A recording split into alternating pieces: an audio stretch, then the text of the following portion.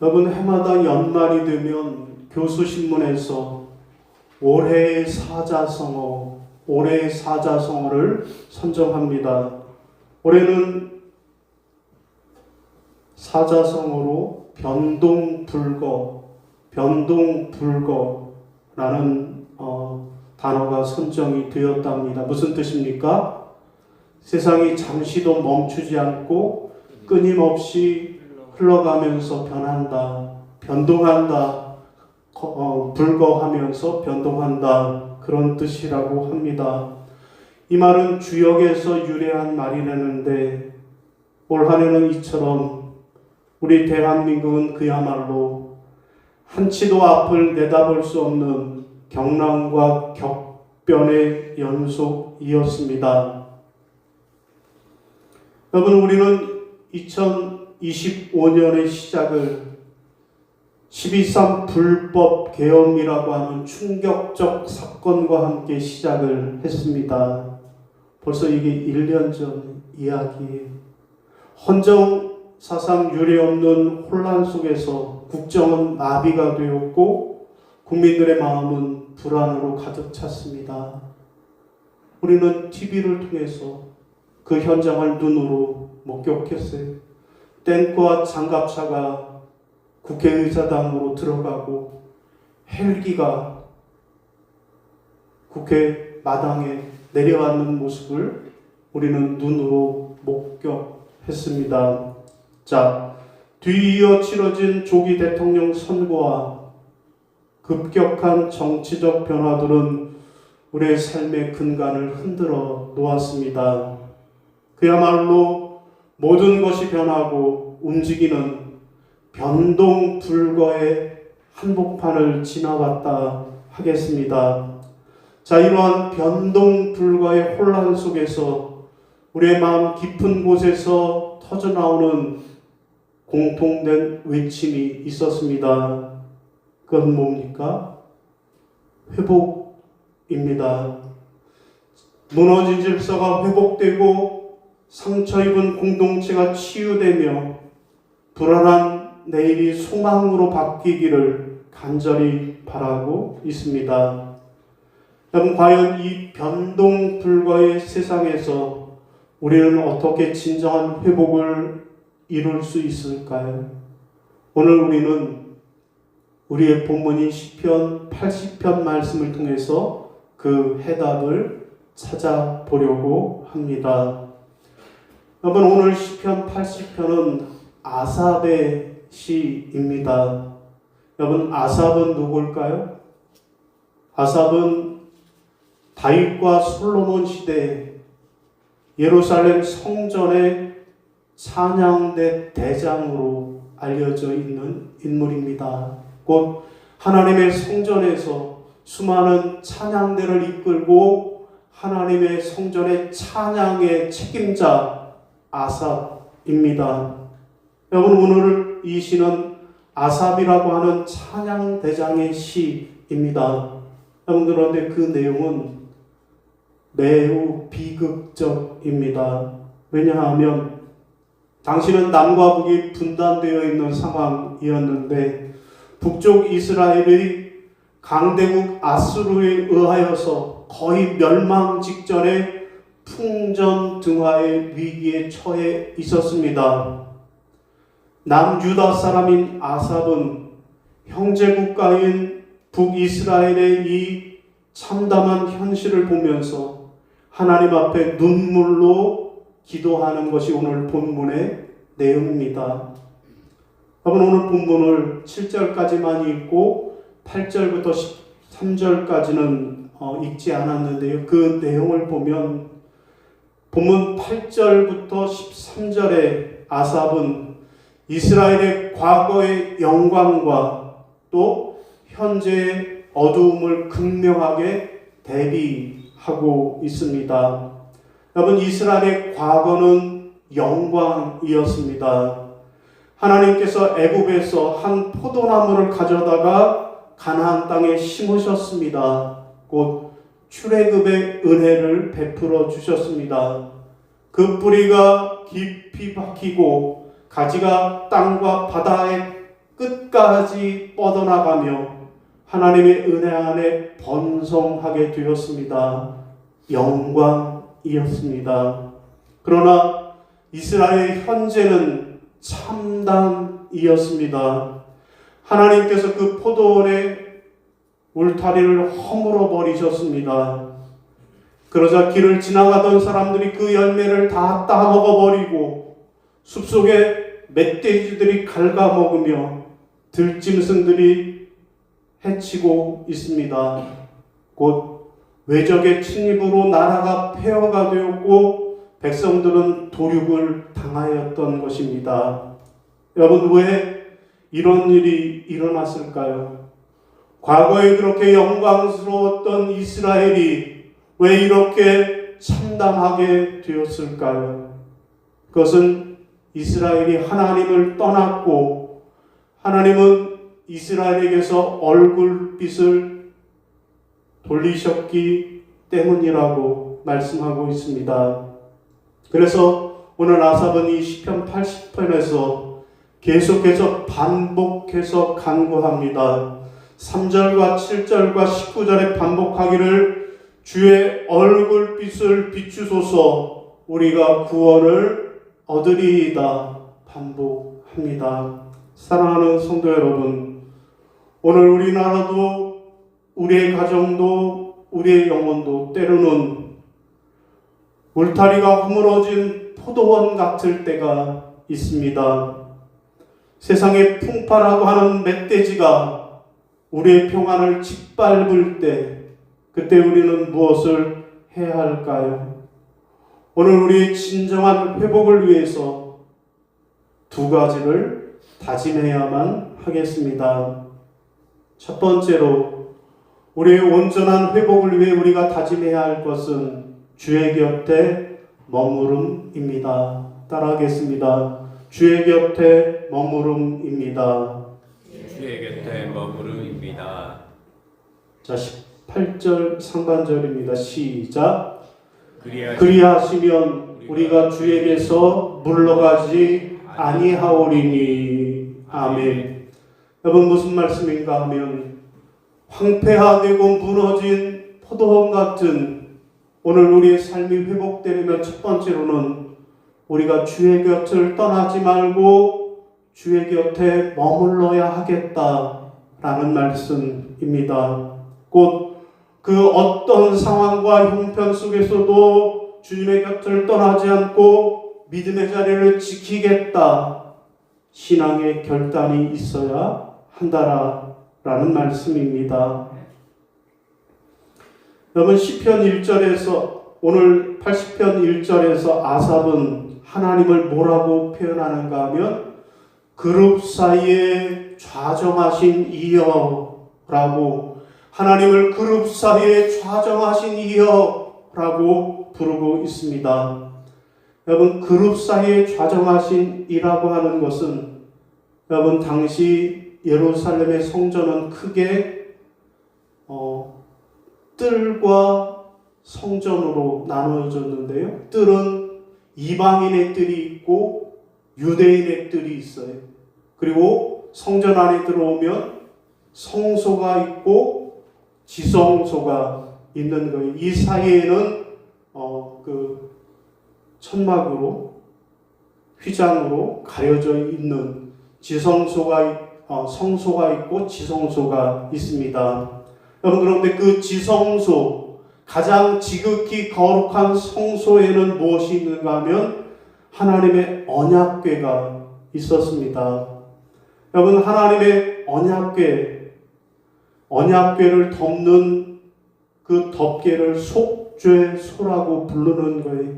자, 속죄소를 다른 말로는 시은소, 시은좌, 곧 은혜의 자리라고 부르기도 합니다.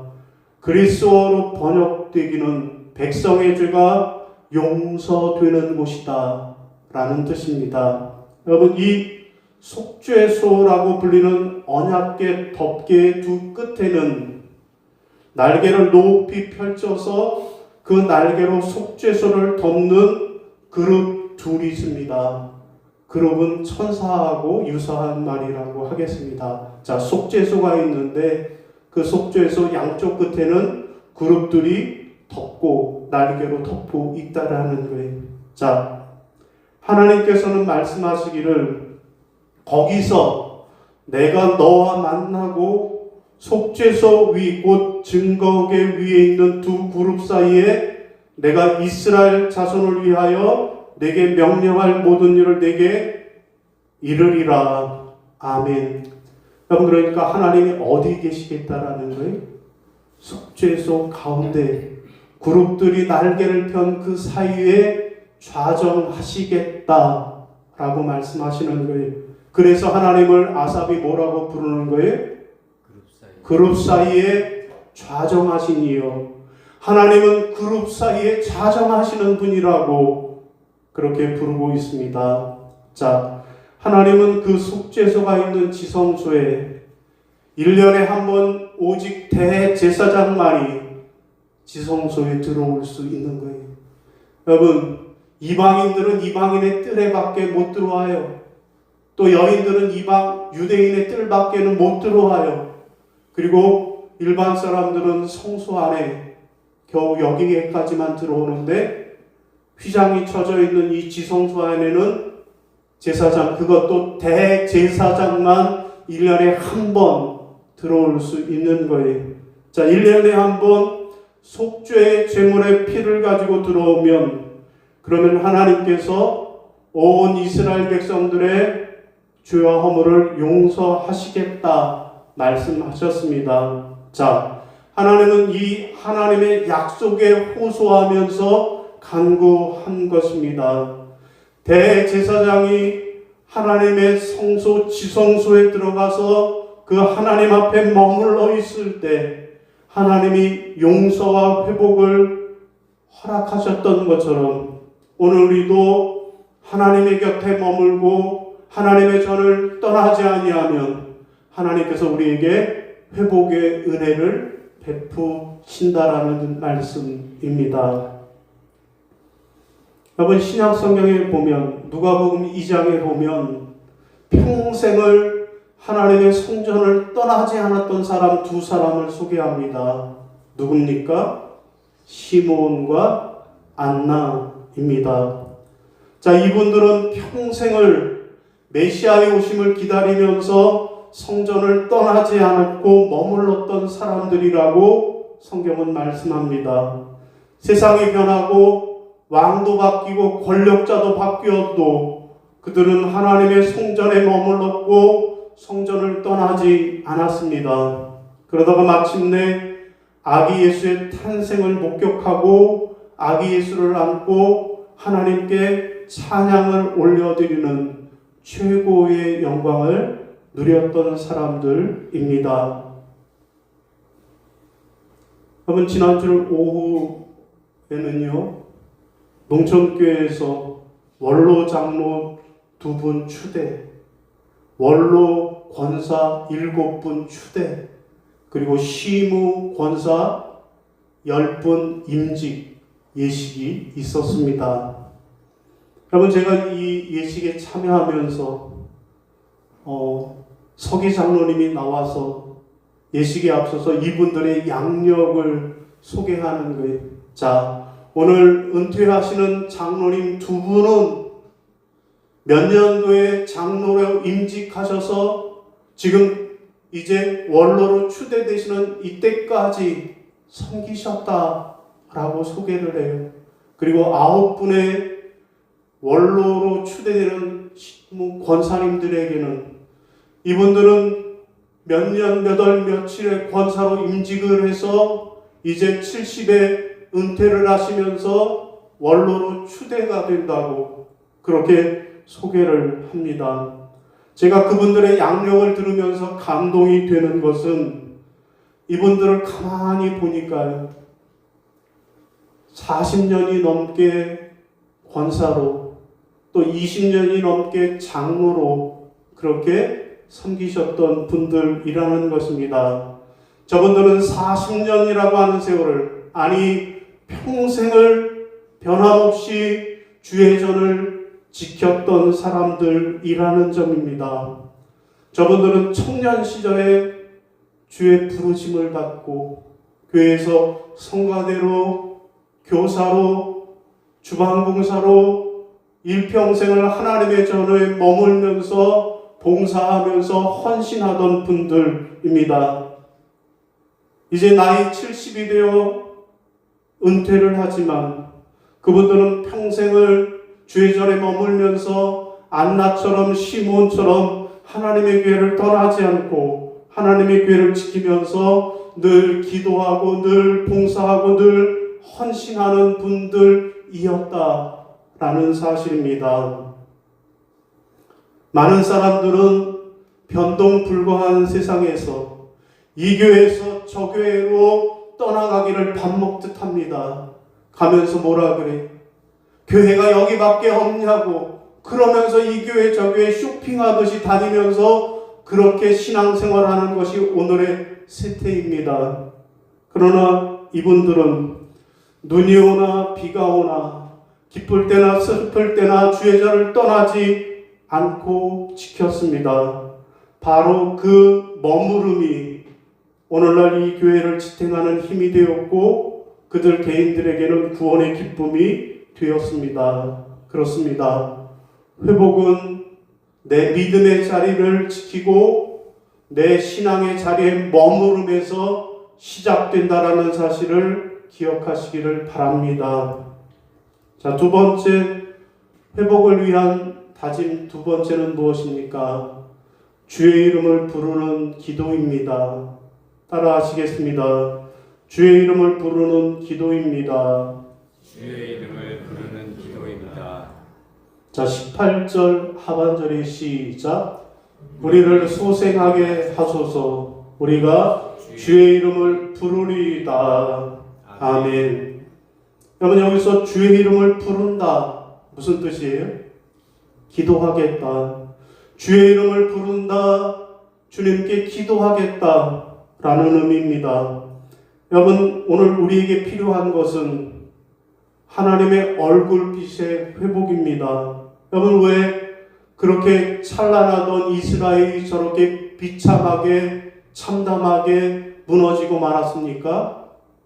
하나님이 그 얼굴빛을 돌리셨기 때문이라는 것입니다.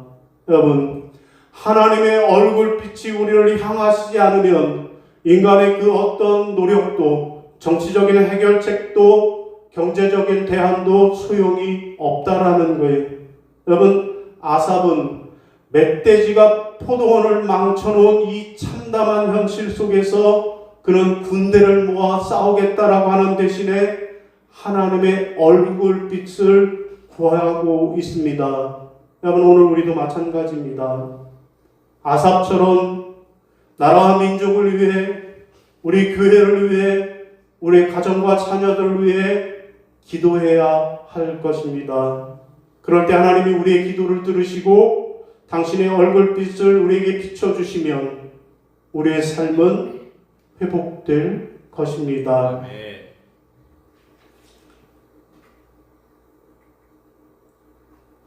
여러분, 드라마 프로보노라는 드라마가 있어요. 엊그제 한번 보았는데 이 프로보노는 공익을 위하여 라는 뜻이라고 그래요. 곧 공익 변호사들의 활동을 드라마로 그렇게 엮은 것입니다. 여러분, 이 장면에 보니까 한 미혼모의 가정에서 하반신 나비로 태어난 장애 소년의 이야기입니다. 엄마가 어려서부터 고아원에서 자란 거예요. 그런데 고아원에서 나와서 미혼모가 된 거예요. 그룹홈 생활을 하다가 아빠가 누군지도 모르고 아이를 임신을 한 거예요. 그런데 그 아이가 태어났는데 태어나면서부터 이 허리 밑으로 마비가 돼서 평생을 그렇게 휠체어로 그렇게 생활하던 아이입니다. 여러분, 이 장애를 입은 이 소녀는 자기가 이렇게 평생 고통스럽게 사는 것은 하나님이 나를 이 땅에 태어나게 했기 때문이라고, 그래서 하나님께 피해 보상을 받겠다고 소송을 제기한 거예요. 그래서 변호사 사무실, 이 공익 변호사 사무실을 찾아와서 나 하나님 고소하려고 하니까 고소를 해달라고 이야기를 합니다. 이에 변호사들은 엄마가 아이를 출산한 그 병원의 복지재단의 회장, 기업 회장을 피고로 지목해서 법정에 세우는 이야기입니다. 여러분, 드라마 줄거리를 다 이야기할 수 없지만 얼핏 보면 하나님을 원망하는 불신앙 같아 보이지만 실상은 하나님께 드리는 간절한 기도였다라는 거예요. 여러분, 이 드라마의 마지막은 이 소송을 통해서 회장은 자신의 잘못을 인정하고 아이의 엄마와 아들을 자신의 딸로, 손주로 입양함으로써 깨어졌던 가족관계가 회복되는 것으로 그렇게 끝을 맺었습니다. 여러분, 이 아이의 피해 소송, 이것은 소송이 아니라 하나님을 향한 간절한 기도였다라고 저는 생각을 합니다. 여러분, 이 간절한 기도가 하나님과의 관계를 회복하고 진정한 가족을 찾아준다라는 것입니다. 사랑하는 성도 여러분, 기도는 하나님과 우리의 관계를 잇는 통로입니다. 나라가 어렵고 교회가 흔들릴 때 우리는 누구를 비난하기보다는 우리의 얼굴에 주의 빛을 비추어 주소서라고 하나님께 기도해야 하겠습니다. 하나님과의 관계가 회복되면 모든 환경은 저절로 회복되는 것입니다. 오늘 말씀을 정리하겠습니다. 2025년 올 한 해 우리는 참으로 험난한 길을 걸었습니다. 변동불거의 세상은 우리를 분할하게 하고 우리의 포도원을, 그 울타리를 허물어뜨리고 말았습니다. 그러나 대림절 넷째 주일에 우리에게 들려오는 소식은 절망이 아니라 희망입니다. 여러분, 그러면 오늘 우리는 온전한 회복을 위해서 무엇을 다짐해야 할까요? 첫째로는요, 주의 곁에 머물겠다. 주의 곁에 머물겠다라고 다짐해야 하겠습니다. 흔들리는 세상에 우리의 마음을 빼앗기지 말고 시므온처럼 안나처럼 또 저 농촌교회 원로들처럼 주님의 몸된 교회 은혜의 자리를 떠나지 않고 끝까지 머물겠다라고 그렇게 다짐해야 하겠습니다. 두 번째는요, 주의 이름을 부르며 기도하겠다 다짐해야 하겠습니다. 끊어진 하나님과의 회복을 위해서 기도로 복구해야만 합니다. 주의 얼굴빛이 이 나라와 이 교회와 그리고 여러분의 가정에 비추기만 한다면 우리는 반드시 소생하게 될 것입니다. 사랑하는 성도 여러분, 세상은 끊임없이 변동불거의 세상이지만 우리 하나님은 우리를 향한 그 사랑이 변함이 없으신 분이십니다. 회복의 주님, 평강의 왕으로 오신 아기 예수님을 맞이하며 그래서 진정한 회복의 기쁨을 누리시기를 주님의 이름으로 축원합니다. 아멘. 기도하겠습니다. 만군의 여호와 하나님, 변동불거의 세상 속에서 갈 바를 알지 못하는 우리를 긍휼히 여겨 주옵소서. 2025년 아픈